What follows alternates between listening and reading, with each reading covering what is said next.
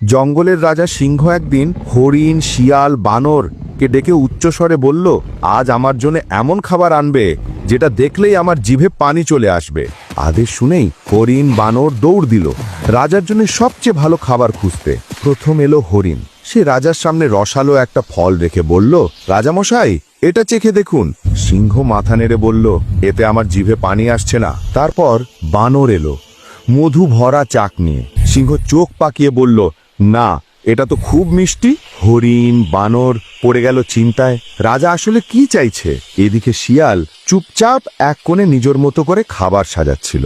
সে প্রথমে আপেল কমলা, তারপর ওপরে ছোট ছোট পাকা তেঁতুলের টুকরো সুন্দর করে রাখলো।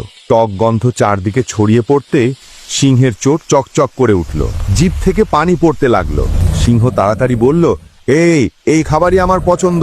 শিয়াল, তুমি সত্যিকারের বুদ্ধিমান। রাজা আনন্দে ঘোষণা করল, আজ থেকে শিয়াল আমার সেনাপতি। যে শুধুমাত্র শক্তির ওপর ভরসা করে সে জেতে না, চিন্তা বুদ্ধি আর সঠিক ধারণাই তোমাকে সবার সামনে আলাদা করে তুলবে।